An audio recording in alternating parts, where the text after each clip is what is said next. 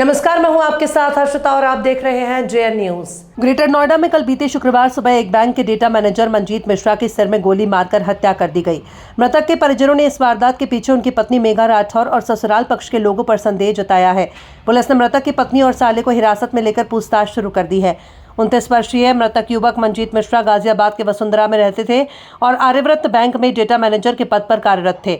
शुक्रवार सुबह वो अपनी कार से ग्रेटर नोएडा के डी पार्क स्थित डेटा सेंटर जा रहे थे।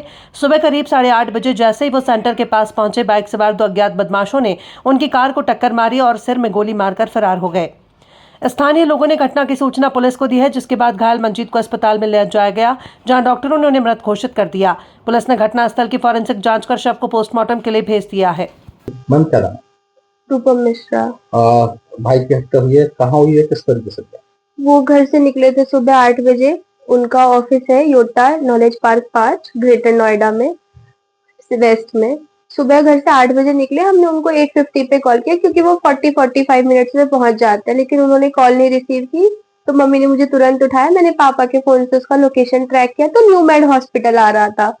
मुझे लगा शायद गलत लोकेशन होगा, कुछ गड़बड़ होगा जीपीएस का। मैंने 2-3 बार फिर से कॉल किया।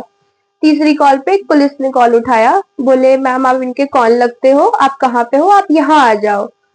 मुझे लगा कि कुछ गड़बड़ है। मैंने उनसे पूछा वो ठीक है क्या हुआ, बोले नहीं आप यहाँ आ जाओ। फिर मैंने न्यू मेड हॉस्पिटल कॉल किया। उन्होंने बोला हमें कुछ नहीं पता, इमरजेंसी में एक पेशेंट आए हैं जो कि डेड है। जब हम हॉस्पिटल गए तो मुझे लगा शायद एक्सीडेंट हुआ है, क्योंकि सुबह सुबह ऑफिस जाने के लिए निकला था। ऑफिस में कुछ गड़बड़ हो गई थी, डेटा सेंटर है तो होता रहता है। लेकिन जब मैंने गाड़ी की फोटोज देखी तो उसकी कार एकदम ठीक है, और फिर पता चला कि उसको यहाँ पे गोली मार दी गई। उसकी गाड़ी में कैमरा लगा हुआ था, तो उसकी रिकॉर्डिंग से पता चला है कि पहले उसकी गाड़ी को ठोका गया है, घर से उसको फॉलो किया गया है। फिर उसकी गाड़ी को एकदम ग्रेटर नोएडा के पास उसके ऑफिस से 100 मीटर की दूर, जहाँ पे कोई कैमरा नहीं है, वहां पे उसकी गाड़ी को ठोका गया है। फिर बाहर निशान दिखाने के बहाने बाहर लाया गया और तब जाके उसको यहाँ पे गोली मार दी है। शायद 2 गोली लगी है, ये पता नहीं मुझे भी अभी। और वो ऑन द स्पॉट डेथ हो गई। लोग हैं क्या, जानते हैं आप? क्या कोई दुश्मनी है? उनकी कोई दुश्मनी नहीं थी ऐसे, बस एक चीज थी कि लास्ट ईयर उनकी शादी हुई थी उनकी long time girlfriend Megha Rathore से। 8 साल से उनका रिलेशनशिप था, लव मैरिज था। हमारी तरफ से हमारे घर पे सबको पता था, पर उन्होंने अपने घर पे आधे लोगों को झूठ बोला था, अपने फादर को और अपने शायद कुछ भाई बहनों को भी, क्योंकि उनके 5-6 भाई बहन है वो लोग।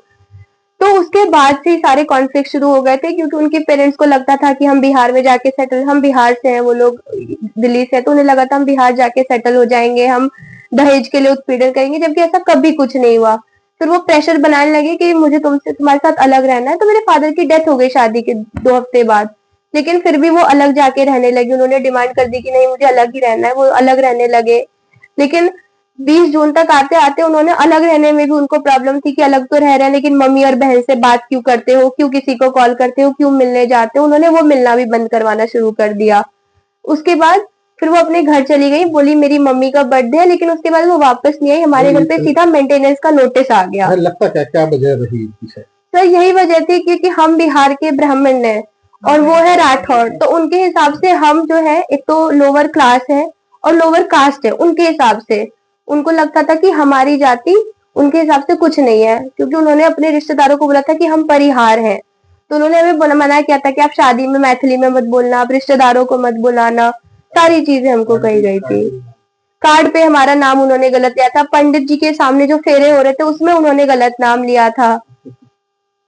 तो फिलहाल पत्नी कहाँ रह रही थी उनकी? फिलहाल उनकी पत्नी 20 जून से अपने घर पे रह रही थी और इनका मीडिएशन चल रहा था कोर्ट में। पुलिस से बात हुई होगी, पुलिस ने क्या कुछ बताया है?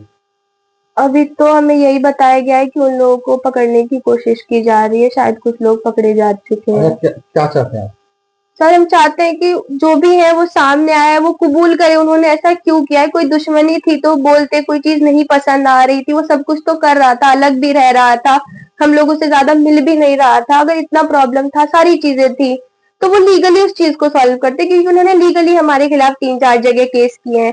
कभी हरियाणा जाके करते हैं, कभी दिल्ली में करते हैं, कभी सीमापुरी में, कभी कड़कड़डूमा में, हर जगह तो हम जाके केस ही लड़ रहे हैं। उसके बाद इस चीज की क्या जरूरत थी करने की।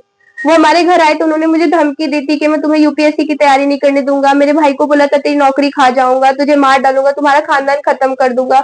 1 जून को इन्होंने ये बात कही थी, 1 साल नहीं हुआ इस बीच को बात को, सही में सब कुछ खत्म हो गया। मेरे फादर नहीं है, मेरा ब्रदर नहीं है, मारा भी तो उसको ऐसे मारा है, डांट देते, डरा देते, धमका देते। कोई ऐसे मारता है क्या किसी को? तो छोटा सा बच्चा डर गया होगा कितना, इतनी मेहनत की, गाड़ी ली, घर। क्या बोलूं, नाम बता दीजिए पहले आपका। मेरा नाम सुनीता है। मेरे बेटा को मार दिया। मेरे बेटा 6-7 साल से उसको साथ रहते थे। क्या उम्र थी, क्या नाम था बेटे का? 29 साल उम्र थे।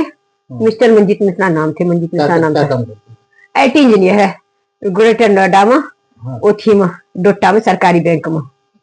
किसके साथ है? क्या कौन लोग हैं आपके घर? अरे वो मार गया उसको ससुराल वाला, वही मार गया। वो साल भर से धमकी दे रहा था।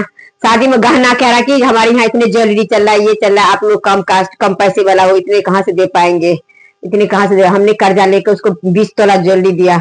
सारा ज्वेलरी ले नोएडा में रूम ले रखे हैं, उसमें ताला मार कर चाबी लड़की के पास है, लड़की के पास चाबी है। वो भी हमारे चेक कर सकते हैं, सामान वहीं पे है। क्या चाहते हैं आप?